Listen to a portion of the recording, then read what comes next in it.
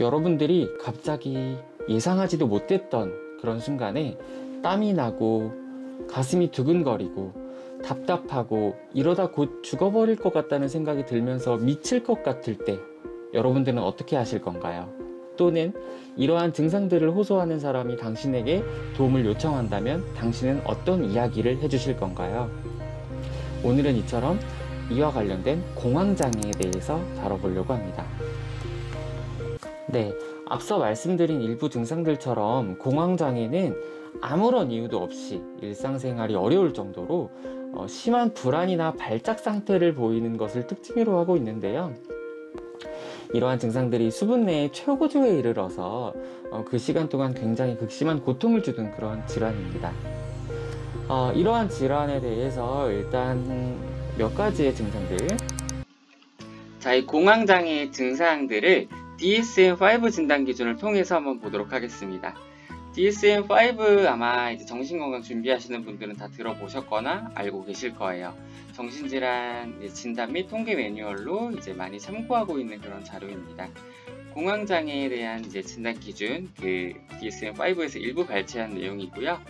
공황장애의 이제 증상, 아까 말씀드린 것과 같이 수분 내의 최고조에 이르러야 하고 이제 밑에 나와 있는 증상들 중에서 4가지 이상의 증상이 나타난다 라고 나와 있습니다. 밑에 있는 증상들 총 13가지를 보면요.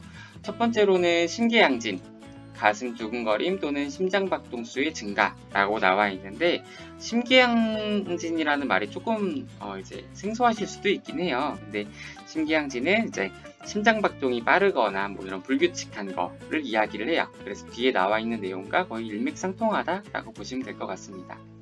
그 밑에 나와 있는 것들은 대부분 이제 평상시에 많이 쓰는 내용이기 때문에 아실 것 같아요. 발한이라든지 이제 몸이 떨리거나 후들거리는 거, 숨이 가쁘거나 답답한 거, 질식할 것 같은 느낌, 흉통, 가슴 불편한 거죠. 가슴에 대한 통증, 메스꺼움 또는 복부 불편감, 어지럽거나 불안정하거나 멍한 느낌이 들거나 쓰러질 것 같은 그런 거, 그리고 춥거나 화끈거리는 느낌, 또 감각이 이상한 거죠. 감각이 둔해지거나 따끔거리는 그런 느낌, 또는 비현실감, 현실이 아닌 것 같은 그런 느낌이죠. 또는 이인증, 이제 나에게서 분리된 느낌, 또 스스로 통제할 수 없거나 미칠 것 같은 두려움, 또 죽을 것 같은 공포. 여기 나와 있는 13가지 증상 중에서 4가지 이상의 증상이 나타난다면 공황장애 진단을 내리는 데에 도움이 되기 위한 자료고요. 말씀드리고 싶은 거는 여기 있는 증상들에 대해서 여러분들이 이제 이런 증상들을 보인다고 하면 혹시 공황장애가 아닐까라고 여러분들이 충분히 그 증상을 의심해보고 그분을 위해서 좀 더 탐색해보는 시간을 가지라는 거지, 여러분들이 진단을 내려버리시라는 게 아니에요.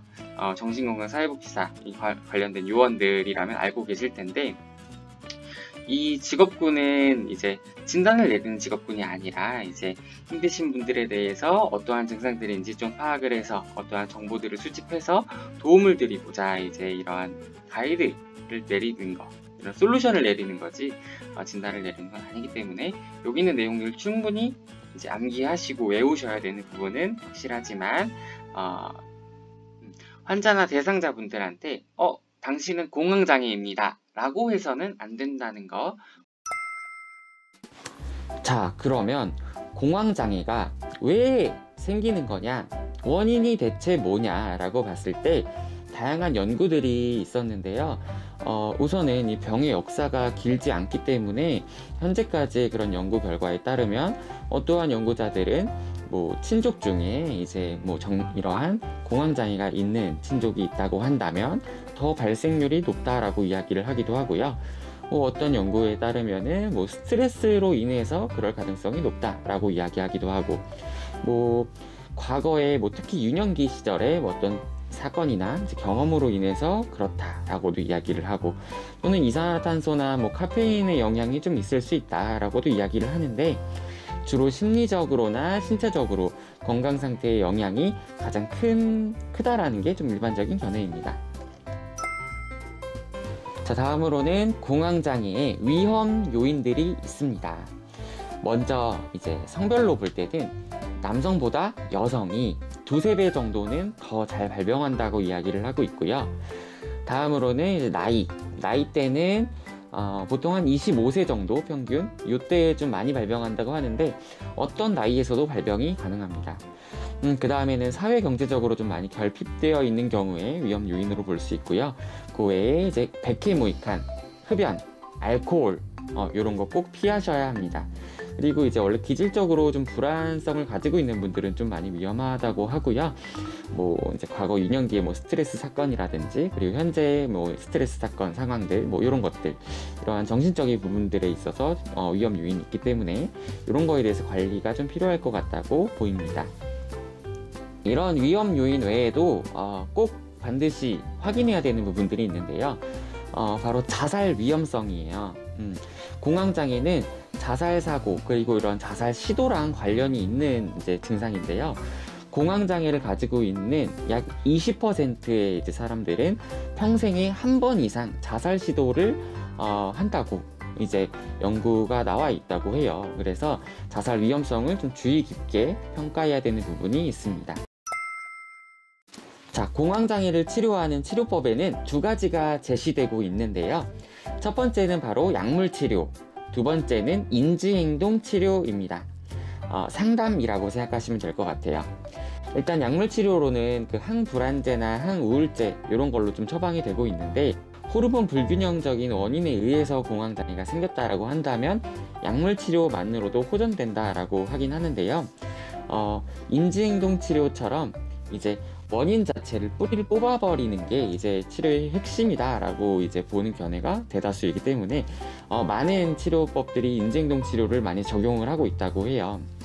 인지행동 치료의 주요 내용으로는 이제 몇 가지가 제시가 되고 있는데 먼저 첫 번째로는 공황장애를 가지고 있는 분들이 공황장애에 대해서 스스로 알아야 한다는 거, 그래서 교육이 필요하다는 게 첫 번째 골자고요.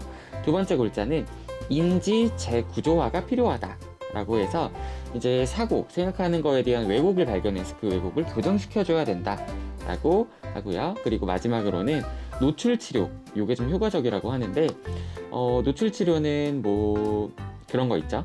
특히 불안장애나 이제 PTSD, 외상 스트레스 장애 좀 치료를 위해서 쓰이는 그런 내용인데 불안과 관련된 신체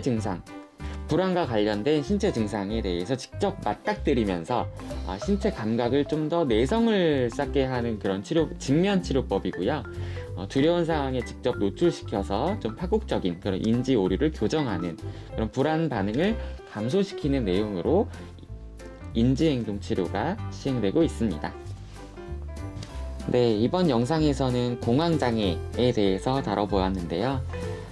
저도 이제 제가 상담하는 분들, 공황장애 진단받으신 분들 이야기를 좀 들어보면 언제 증상이 나타날지 모르기 때문에 그런 예기 불안들이나 뭐 아니면은 뭐 타인들의 시선이 너무 두렵고 무섭다고 하시는 분들도 계세요. 그렇게 많이 힘드신 분들이 좀 도움을 받으실 수 있도록 만약에 좀 그렇게 증상들이 있다라고 이제 여러분들한테 이야기를 한다고 하면 잘못 알고 계시는 부분들이 있다고 한다면 여러분들이 올바른 정보를 좀 제공해 주시고 좀 안전함을 느끼실 수 있게 편안하게 그렇게 좀 잘 경청하고 좀 공감해 주시는 게 가장 중요하지 않을까 싶습니다. 오늘 이렇게 영상 봐주셔서 너무 감사드리고요.